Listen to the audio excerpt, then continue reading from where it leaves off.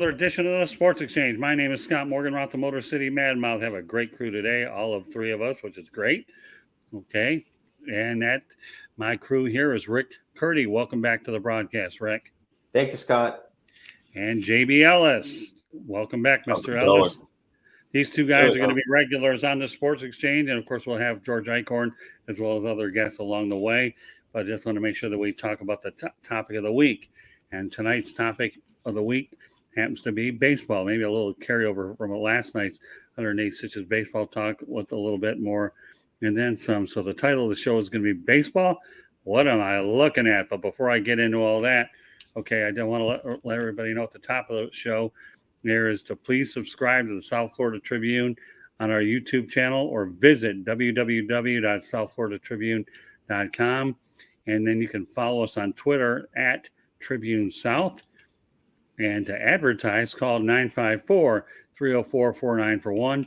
The audio portion of the show can be heard on Spreaker, iHeartRadio, Apple, Google, Spotify, or wherever you get your podcast. So please, folks, go out there and subscribe to the South Florida Tribune YouTube channel, and then you can see us talk, get animated, whatever you want to do. And in many cases, it wouldn't be a bad idea to have a pen and paper. You might did learn something. Our goal is to learn, educate, and go for it. So with that said, okay, JB Ellis and Rick Curti, you ready to roll? Yep. Let's do it. All right. All right. Well, as I mentioned before, the program here, baseball, what am I looking for? So obviously, JB and Rick, the game changed until the pandemic in the shortened 2020 season.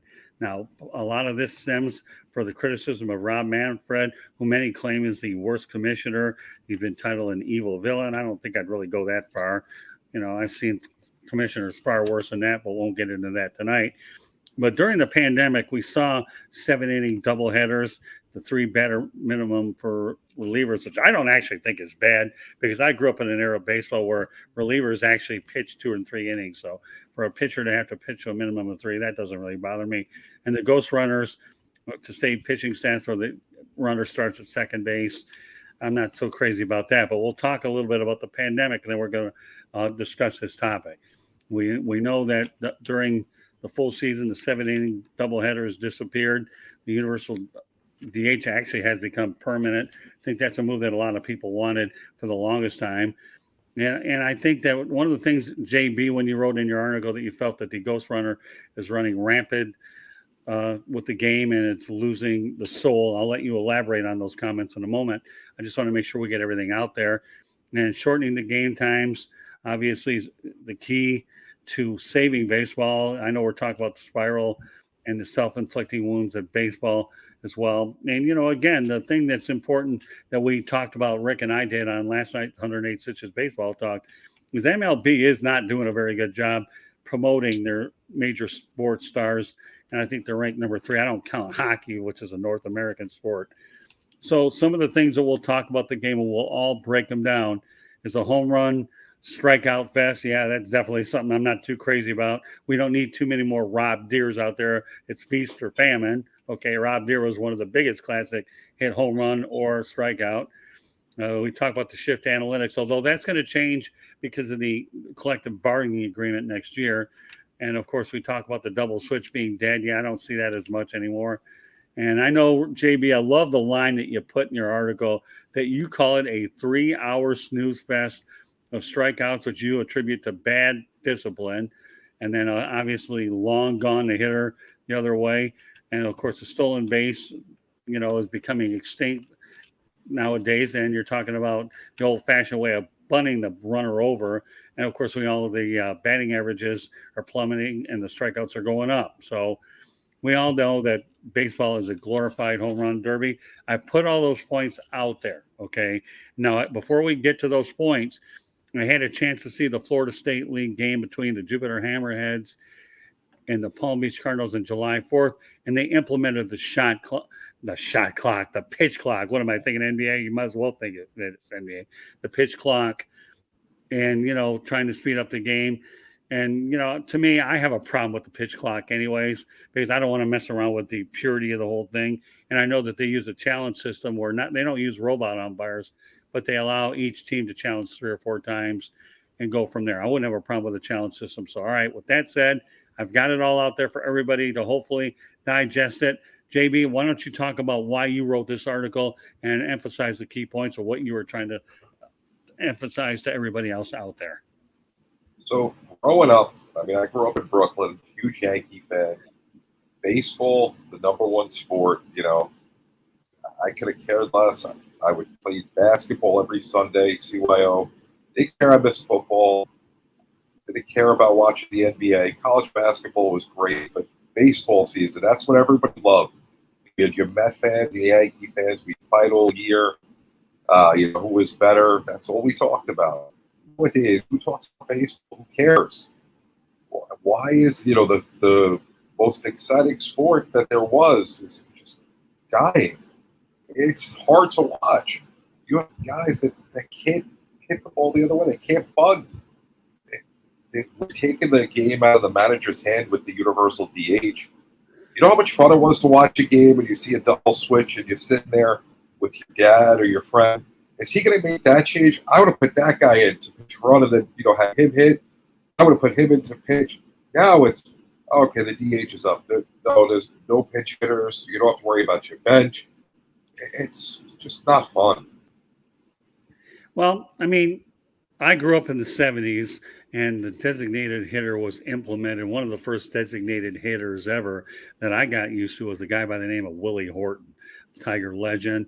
And then we saw a lot of the other good designated hitters, I believe Edgar Martinez. And I understand, to me, that I've always been the type of guy that I love when a pitcher goes out there and hits for himself, okay, because he helps his own cause. You don't have that. This rule, though, was inevitable. I know that. The designated hitter was brought on initially with the intent to let a lot of position players who are really at the end of their line here not lose jobs because Father Time took over. So, Rick, with that said, okay, let's talk about the way baseball was, and then we're going to talk about the crux of what JB's talking about what are you looking at? What do you think of the current state of baseball, Rick, compared to where it was and where it's going? When I watched baseball, like in the early 90s, late 80s, and gosh, Tony Gwynn and Wade Boggs and, all these great hitters you would see, the stolen bases of Ricky Henderson and Vince Coleman and, the hit and run small ball, the Greg Maddoxes who were like these scientists on the mound, just the psychology of the game. And I totally agree with you, Scott. It's just a glorified home run derby. These averages of like leading the league with a 310 batting average. Are you kidding me? I mean, that was an off year for like Tony Gwynn, or having like 35 stolen bases to lead the majors, or all these strikeouts.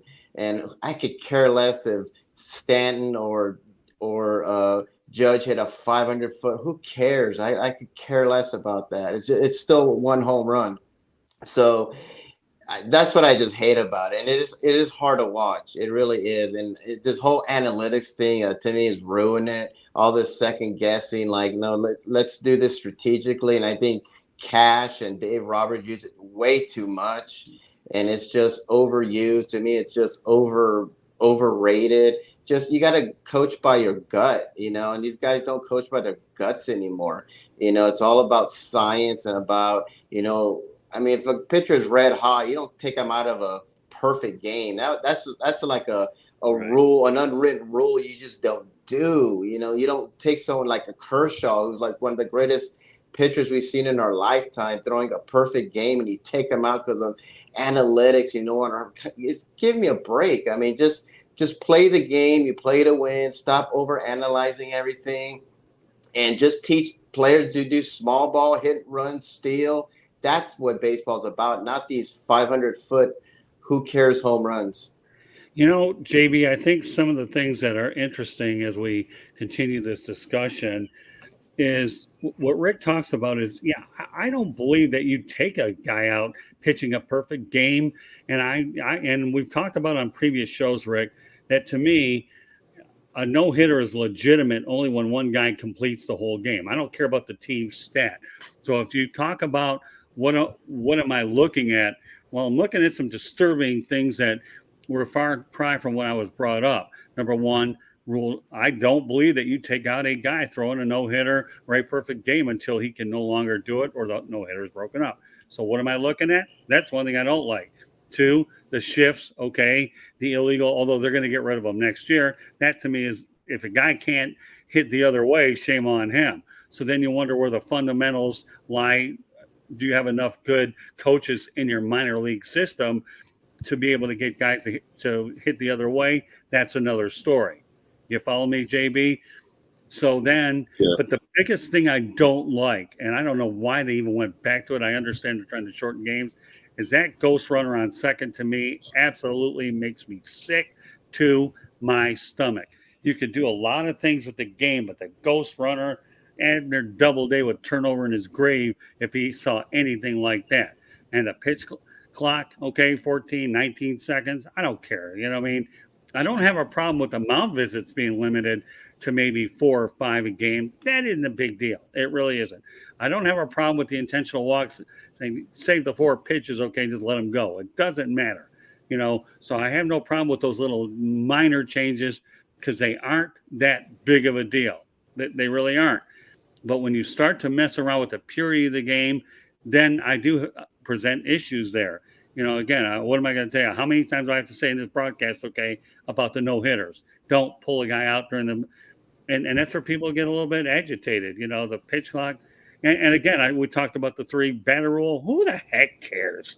When we were actually growing up, okay, Rick, how many times did you see relievers go 2 or 3 innings at a time? So what's 3 stinking batters? Who cares? That should be the norm. So some of the changes I don't have a problem with, but the majority of what they're trying to do, they always say don't reinvent the wheel too much. And I think in sometimes baseball has overanalyzed what it's doing. I understand they're trying to captivate the younger audience. I get it. But there's a fine line about where you go. All right, JB, pick it up from there. So just a perfect example about guys that can't hit. The Pirates against the Marlins tonight. Their starting lineup. Not one person above 250. 4 guys hitting under 200. 4 guys in a 9-person lineup that are under 200. This is a major league team. Are you kidding me? Like, seriously. And the 3 batter rule is ridiculous. If you're the manager of the team, your job is dependent on you deciding who pitches where. If you want to put a different pitcher in, a lefty, righty, that's your job. Why should I have to worry about 3 batters? Yes, listen, every pitcher should be able to get through 27 outs. I don't doubt that. But if I'm the manager and I don't want him out there, I should be able to pull him. Ghost runner? Why don't we just play with 1 outfielder, no catcher? You know, if the guy doesn't hit it, it'll just be a wild pitch. The umpire has to stand in the batter's eye in center field and pull balls and strikes. Let's just make up any rule we want. You know, Well, when does it end? I'm glad you brought that up because we got a guy in the chat by the name of Nathan Brackett. Okay, this is pretty interesting. You want to mess around with the Canadian Football League, how you have 3 downs versus 4. But here, I'm going to throw this at you. Nathan, thank you very much for chiming in. We appreciate you watching. He's talking about have 2 strikes instead of 3. My goodness, you know what? Everything else is so crazy out there. You might as well have 2 strikes instead of 3. So, Nathan, thanks for bringing it up.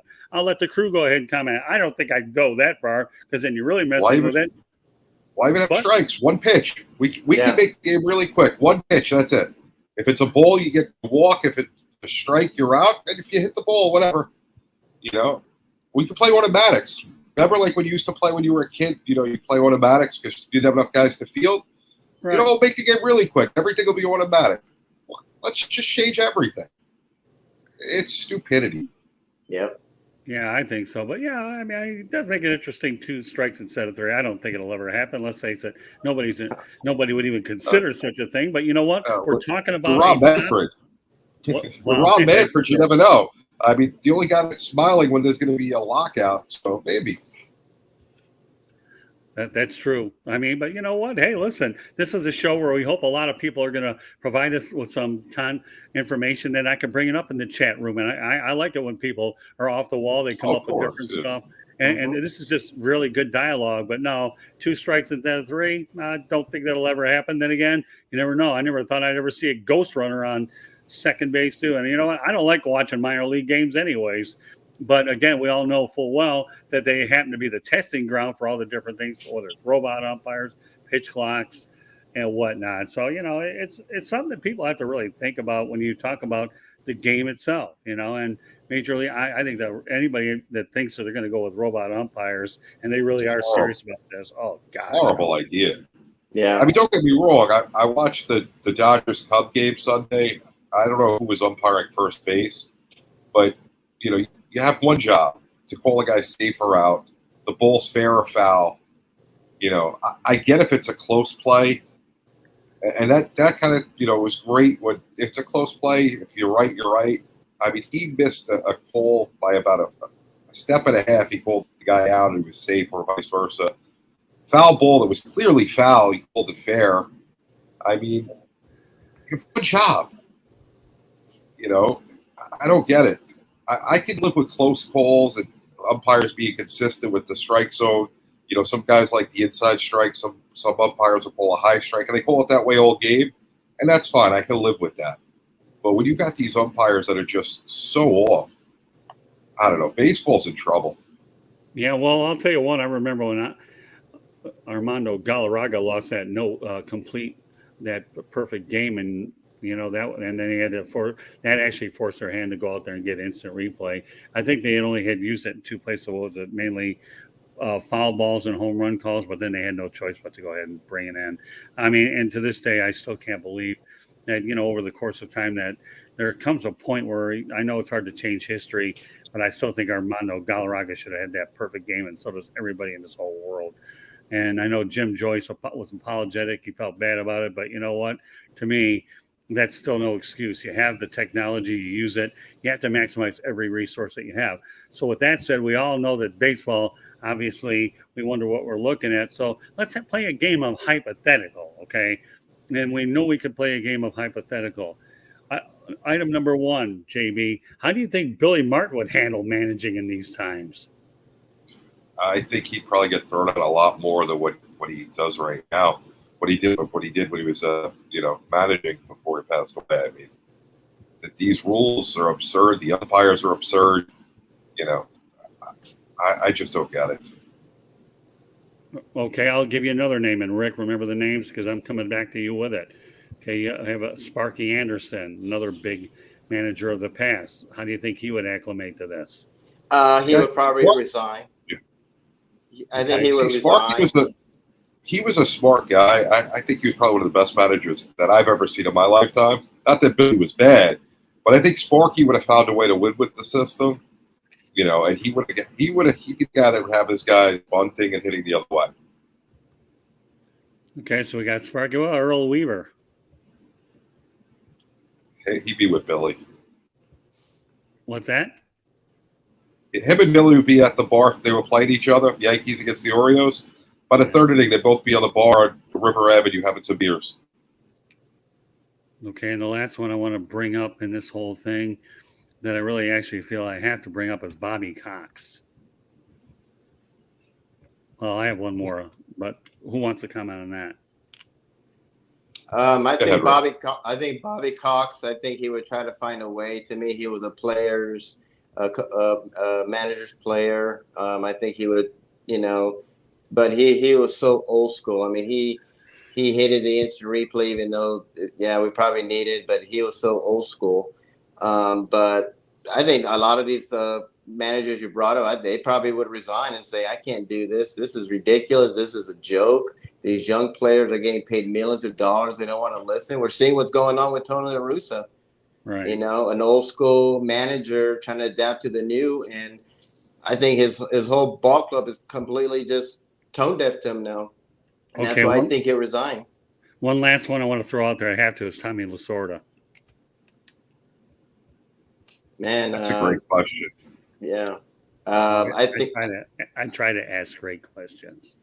I think he would just do the best he can do, and I think he eventually would just say, you know what, I can't do this anymore. This game, it's going in the complete opposite direction. And when I was the manager first time, baseball was the number one sport. Now we're like number 3, and people are tuning out to us. And I think it's like I can't compete with this new age of baseball, and I just think a lot of them would just retire and go away. Well, I will tell you this, and I work with a guy, Don Mattingly. He's done an unbelievable job acclimating. He's the most laid back, knowledgeable guy I've ever worked with, and I've worked with a lot of good ones. I'm not knocking the Jim Lelands. I'm not knocking the Sparky Andersons, Lasorda by any means. So this is no criticism at all. But I work with Don Mattingly, and with him having played the game as long as he's played, managing. We're gonna be releasing a Fire Up Florida about Tommy Hutton, so folks be looking for it out there. But Don Mattingly to me is one. Tommy Hutton talks about a lot of things about Don Mattingly managing in this area. If you can't play for Mattingly, you can't play for anybody at all. So there's a lot of. I guess the bottom line is, all right. So JB, of all the things that they've done, and then I'll ask JB first, and I'll talk to you, Rick. So we have some. Of all the changes that have been made, JB, let's try to take a positive twist on this if we can do it. All right. I want to hear this one. How we're doing this? I don't know how well, because we're searching for a miracle. Okay, are there any positive twists? So all the new rule changes that they've had. Okay, we know 7-inning doubleheaders are gone. Okay, which ones do you actually like?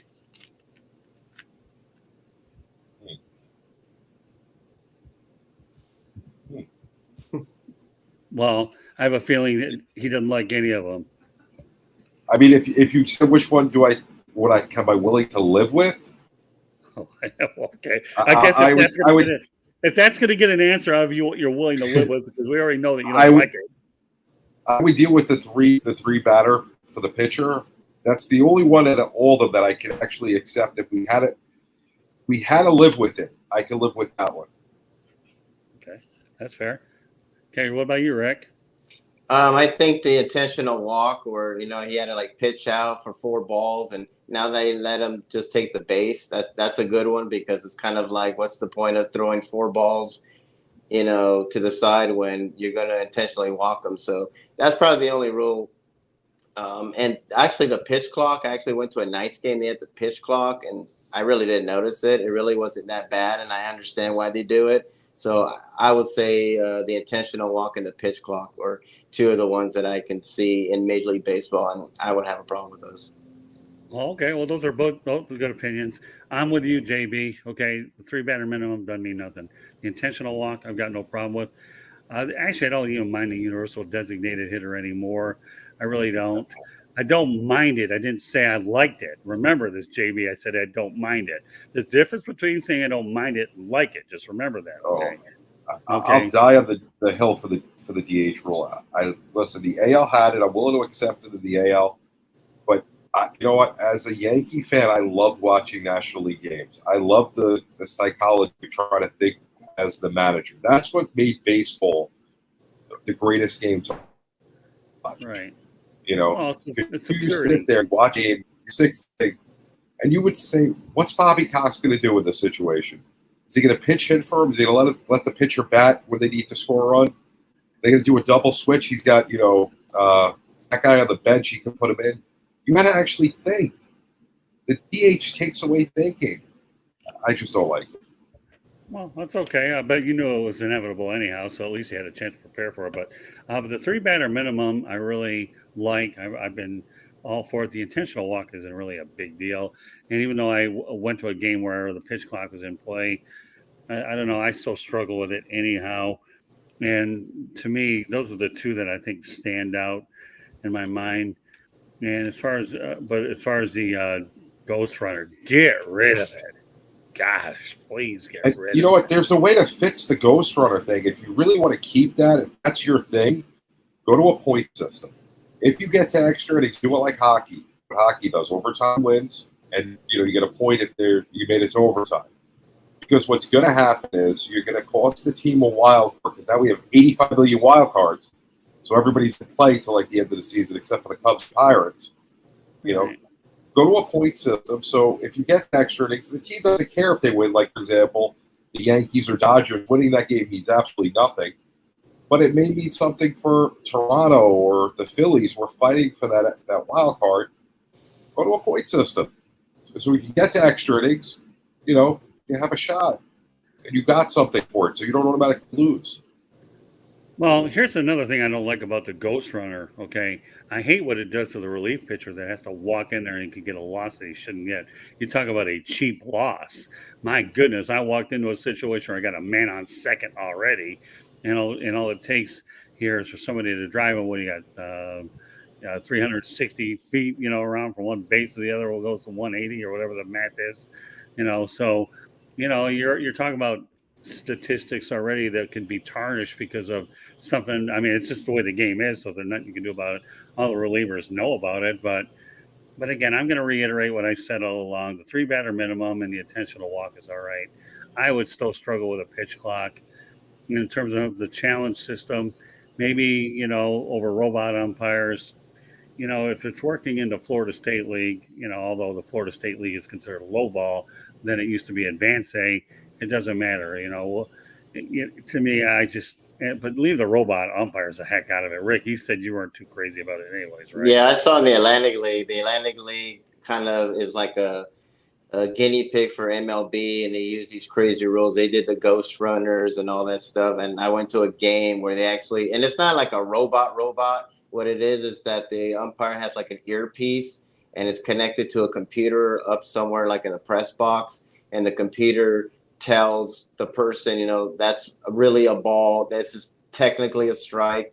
They feed it to the umpire. The umpire gets it in his ear, and then that's how he calls it. And it's like a pause too. It's like there's the pitch, and it's like a strike one, and I didn't even know what was going on. I thought, God, this umpire is terrible because the strikes and balls were so inconsistent, and it wasn't him. It was a stupid computer telling him what's a ball and a strike, and it just takes away from the game. And they got rid of it in the Atlantic League, and I went back, and it's a lot better now. So, I mean, there's some things that need to be with humans instead of all this technology, and that's one of them. And I hate the robot umpire. I hate banning the shift for one thing. I think the most idiotic thing. You're going to award so a guy is a good hitter, you're going to punish him because the other team stinks or they can't get him out, so you're going to punish the guy. Like Fred Lynn said, they used a shift on Ted Williams and he hit 406.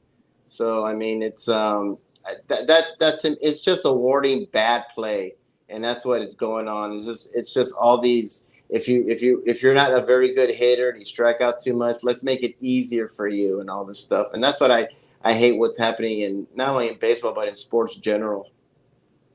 It's so watered down now. I see all the sports watered down. Well, the thing that people have to understand is you have all these robot umpires. How do you monitor, JB, a robot umpire saying a ball's in the dirt? I'd like to see how a little keyboard will tell me about a piece of dirt called agriculture, okay? And a guy can't stop the ball, and he can't. I mean, give me a break. I mean, that just is weird. Listen, what is wrong with if umpires are bad, training and getting new umpires?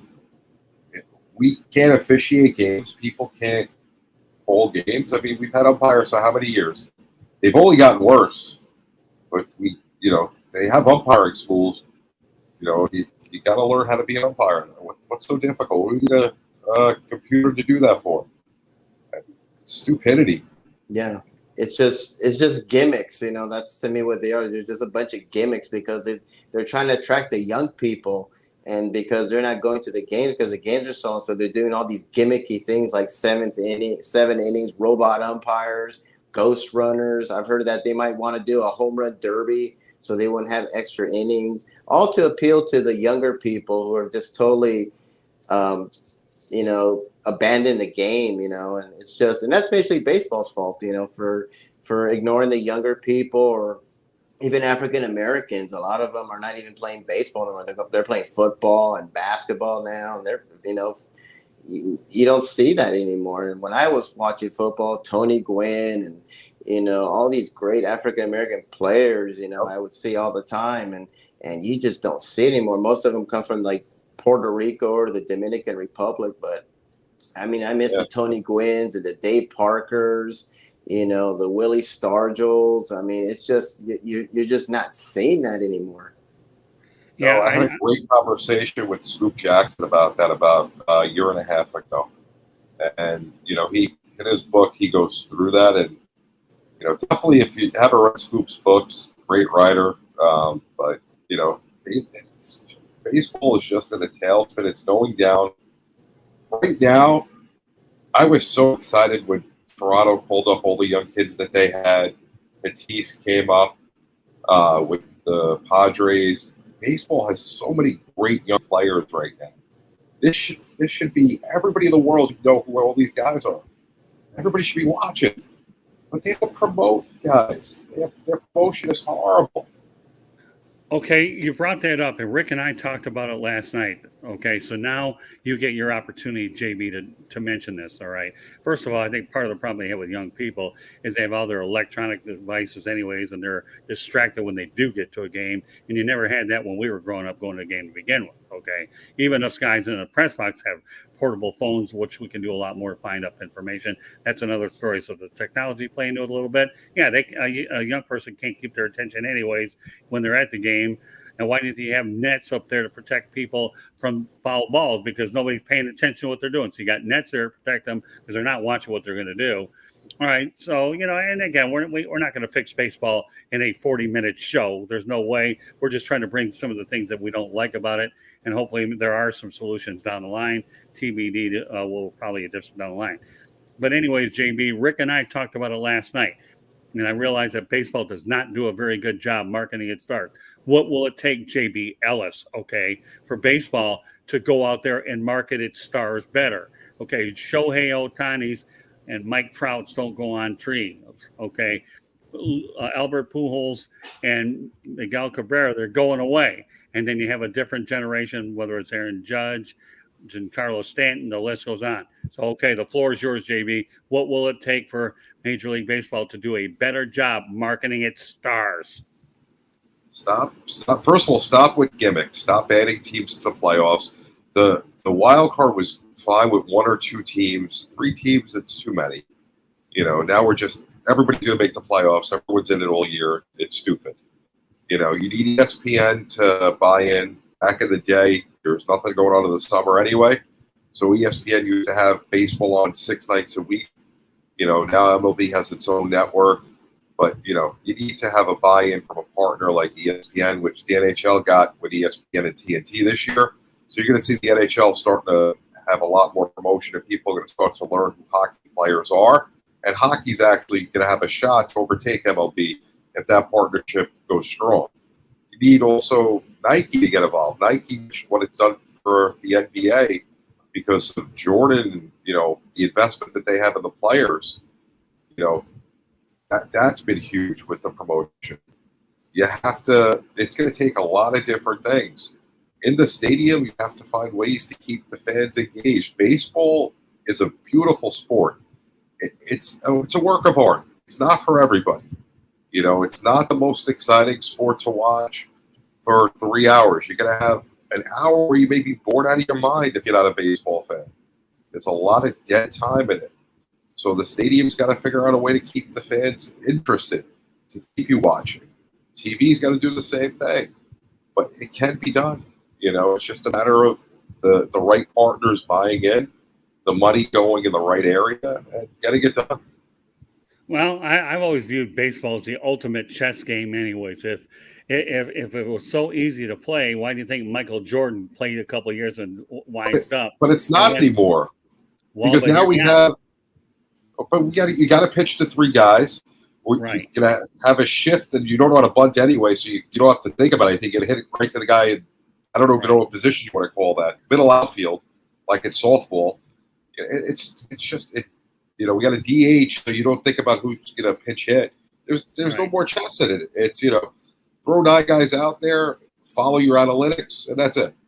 Well, but JB, that's where we might differ on this, and it's okay for us to differ. There is a fair amount of chess when it comes to managers when they fill out the lineup cards, who does what in terms of how you prepare for a game, with the meetings in the rooms about who does what, and so the chess is really tied, JB, more so to the analytics, more so than what you do with the universal DH. But that's okay, and the reason why I'm bringing that up is this, okay? If baseball was so easy to play, why didn't Michael Jordan go ahead and being arguably one of the greatest athletes ever play the game, do what he did? I mean, Bo Jacksons don't grow out on trees, okay?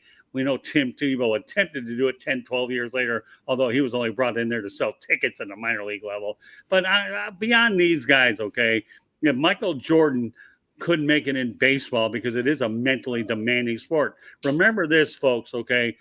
If you succeed 30% of the time in Major League Baseball, batting 300, okay, you're considered a mega superstar. Think about it, a mega superstar if you're hitting 300, right? Makes sense, right, JB? 300 is a good average. 275 a day, 30, 40 home runs, 100 RBIs. I tell you what, you get paid 25, 30 million a year, and of course, now we take away the complete games, which is another story.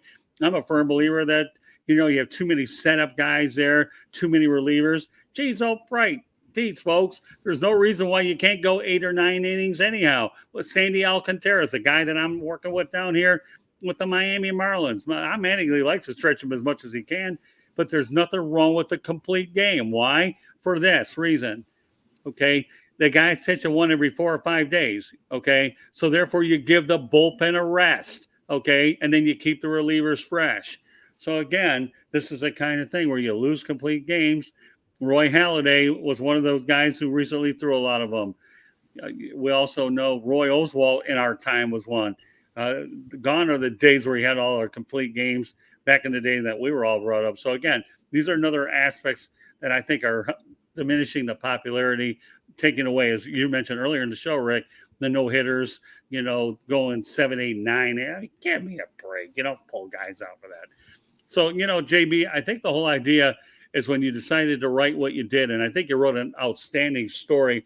And JB Ellis, by the way, is one of our new writing contributors here, and you can see his articles under the contributors' writings on the South Florida Tribune. Is finding out that as you continue to piecemeal things like this, you're going to find out this is exactly, folks, how we piecemeal our ideas based on the written word. Guys like Mike Wilbon, Tony Kornheiser, Stephen A. Smith, those people began as writers. And once we're able to go out there and take those ideas and put them into words, this may seem a little off the wall a little bit, but I remember many years ago when I was in grade school, and I mean many years ago, I read the book Jaws, okay? And I'll tell you what, they made that into a movie. So again, the written word creates the visuals, and then at that point, it's our responsibility to paint the best picture that we can so that people can relate, whether they agree or disagree. But this is a type of subject that's going to be going on for a long time. More and more rule changes are. I guess it's a matter of the keywords that you mentioned tonight, JB. What can we live with? And I think that at least you were able to isolate the one that you feel good about, the 3 batter minimum. Otherwise, I agree with you. A lot of them are take it or leave them. So any closing thoughts, JB, on the subject? Listen, I really hope that they can find a way to fix baseball. Baseball, in the summer, there's not much to watch sports-wise. It's an exciting game. It makes you think. It's a great thing to watch. It brings people together. If you look at basketball and hockey, a lot smaller arenas. Baseball, you have 40, 50,000 people that come together to watch a game. And, hopefully they could fix the sport because it's so much better than what we're seeing right now. All right, Rick, some closing thoughts. Yeah, I agree with JB. They need to fix the game. These stadiums they're building now are smaller now. They used to be like 45,000 now. Now it's turning to 35,000. And I think what's hurting baseball is that the games used to be on prime time. I used to wake up Saturday mornings and watch it on NBC or ABC, and now it's on Fox Sports and all. Not everyone has cable. So now it's not on local television no more. It used to be on Fox or whatever. Or I used to watch them all the time before This Week in Baseball, and you don't see that anymore. It's always now you can stream them too and all this stuff. So they have a lot of work to do. I don't like all these gimmicks they're doing. I get it, but I don't like it. The Ghost Runner thing is awful. It's just trying to make it more exciting for younger people.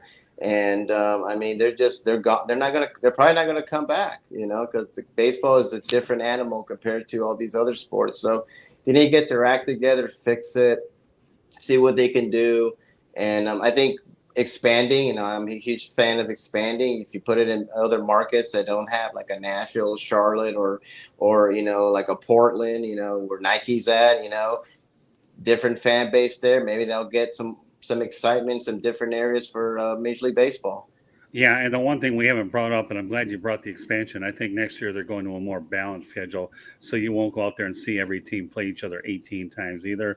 I thought the one of the changes they made many years ago that was good was interleague play. That's definitely helped. So as much as we can beat up on the game because it does have a few changes, interleague play was a great move. And I know that the designated hitter was a liability when one league had it, one didn't. That's why they have it universal. But I think interleague play was good. But again, when you start changing it too much, then I think there's a problem. And maybe the smaller stadium size of 35,000 aren't the worst thing because corporate suites are part of them anyway. So those are little minor things that with the game. But again, don't overthink it to a point where you're going to lose people, this and that. And because I'll tell you what, if the hypothetical thing that lockout had gone into this year, we wouldn't have had baseball. If you think baseball has problems now, it could have been a whole lot worse for sure.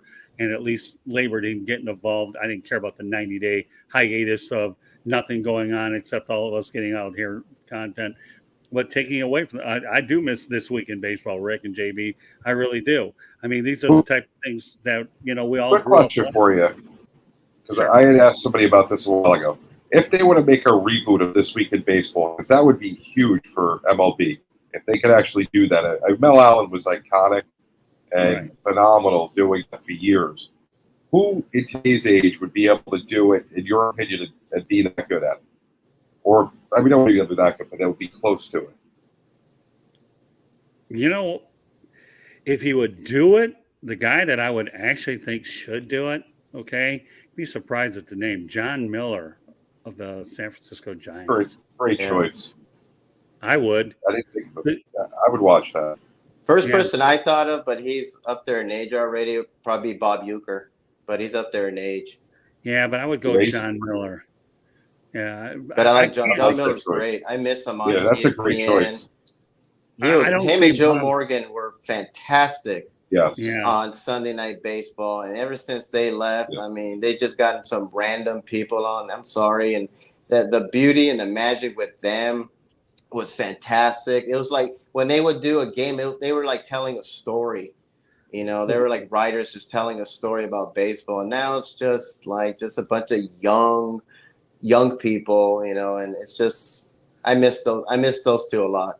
Okay, so I'll give you two other alternatives. I don't think Bob Costa would be the right guy, but if you really want to bring somebody that could really liven it up, you ready for this, guys? I would bring on Chris Berman of ESPN as a backup. Yeah. Think about Chris I Berman. I could see him doing that. He has the personality. I mean, Bob Miller was the iconic voice, similar to Mel Allen, but Berman would make it fun. I can live with something like that. But why MLB doesn't try to reboot that and get it on Fox or wherever? Just every Saturday morning. How great it was. Watch the top 10 plays or Twib notes. I used to watch that show every week. It was the best thing ever. Well, you know what, JB? I'm glad you brought the question up. I think I'm going to go out there and put that on social media as a poll this week in baseball. And maybe we'll go out there and get even up close with Roy Firestone when he would have the Major League Baseball should have like an up close kind of show where they just have like a guy, maybe like a Bob Costas or a Joe Buck or someone who can just interview baseball players one-on-one so fans can see the other side of them, the real side of them instead of seeing them batting or pitching. I agree, but let's just get This Week in Baseball. Then, if we're lucky to graduate to those interviews, and we'll go there. Let's bring back This Week in Baseball. Man, you remember the baseball bunch with Johnny Bench? Oh gosh, and the Johnny chicken. Bench. That was great. They had Ozzie Smith on there one time. They had Sara O on there one time. I mean, it appealed to kids, and now they don't appeal to kids no more. I mean, they don't even go to the neighborhoods anymore to tell kids, hey, come and play baseball now. And they do. That's another terrible job they do, is they don't appeal to the kids anymore. And it's just it's sad. And they shouldn't be surprised that they're number 3 and probably going to be number 4 soon. I just think they were just, I guess they just thought it would keep going and going and going, and generations have changed. Well, again, this certainly is a subject we're going to talk about in future broadcasts, but I'm glad we able to bring it out in the foresight. But right now, I would be content if they brought This Week in Baseball, and anything else above and beyond that is gravy. So, again, smaller stadiums, the younger people being distracted, you name it, folks. We've uncovered this subject in a lot of different ways, and hopefully, this is a topic that everybody will stimulate your mind, because this is exactly what it's done for the three of us. You know, JB, myself, and of course Rick Curti, Mr. Opinions. We were no shortage of opinions for sure. So just want to make sure before we wrap things up tonight, please subscribe to the South Florida Tribune on our YouTube channel by going to youtube.com and hit the subscribe button, nothing to it, or visit www.southfloridatribune.com and follow us on Twitter at Tribune South. To advertise, call 954-304-4941. The audio portion of the show can be heard on Spreaker, iHeartRadio, Apple, Google, Spotify, or wherever you get your podcasts. And also, if you want to go ahead and send us some comments, whatever the case may be, feel free to go ahead and email us at southfloridatribune@gmail.com. So you can direct the comments to me, and I'll feed them over to Rick and JB, and then I'll bring them up on the next show and where they came from. So, meanwhile, guys, any final thoughts before we call it a night? JB? I think I said it all. Read the article tomorrow, and if you have any comments, by all means, let me know. All right. Well, with that said, we'll let you. You're not done with final thoughts, because you're gonna let everybody know how they get a hold of you. So at Sideline Sports One, the network, at JB Ellis for the program is myself. Make sure you follow, subscribe to the YouTube. We got shows on 7 nights a week. George Jones, former NFL player, just joined. Dave Stevens from ESPN is on with Geary and Stein. Got 3 Chicks, which aired at 7:30 tonight. We got the Basket Bros on Sunday night with the old school basketball talk. And that's just a few of the shows we have. Make sure you're watching 7 nights a week. And I had the good fortune of being on a couple of them last night, so I really enjoyed what we did last night. Hopefully we'll have other opportunities to be on your network. You have a good group of people, and I'm certainly, as I said, looking forward to doing more with you guys as time goes on. All right, Rick, we know what you do, but let everybody else know what you do. I should point out before you say anything, Rick Curti does an incredible job helping us on social media, and as do you, JB Ellis. I know you help make sure you get our content out, so I want to point that out and say thanks to you. All right, Rick, go take it away. You can find me on my website at www.charlottebats.com. We have a petition on there as we're trying to bring Major League Baseball to Charlotte, North Carolina. I'm also on Facebook at Charlotte MLB, Charlotte Bats Baseball. I'm on Instagram at Charlotte Bats, Twitter, Charlotte Bats Baseball, and I'm also on LinkedIn under Rick Curti, Curti. And if you have any comments or questions, you can email me at cltbatsbaseball@gmail.com. And if you folks wonder why I like wearing this hat, King of the Road, because you know what? I love traveling, and I tell you what, the only way I can talk about ballparks and this great game of baseball, for which, by the way, I have covered for 42 years, and I played it for 6 years. If anybody wants to see baseball do well, it's me, because I have my whole lifetime invested, not only as a broadcaster, a writer, and a player, but I can understand the game in a lot of different ways. So I love baseball. I was brought up with it. I was brought up in a great sports town in Detroit. And obviously, we know that Detroit's a great market, and I'm just thankful that I can continue my career in baseball with the Miami Marlins, who have treated me extremely well. So, meanwhile, on behalf of Rick Curti and JB Ellis, my name is Scott Morganroth. Thank you for joining us on this edition of the Sports Exchange, and we look forward to catching you on the next episode. Take care, everybody, and have yourself a great night and be safe. God bless everybody. Bye-bye. Good night. Good night, guys.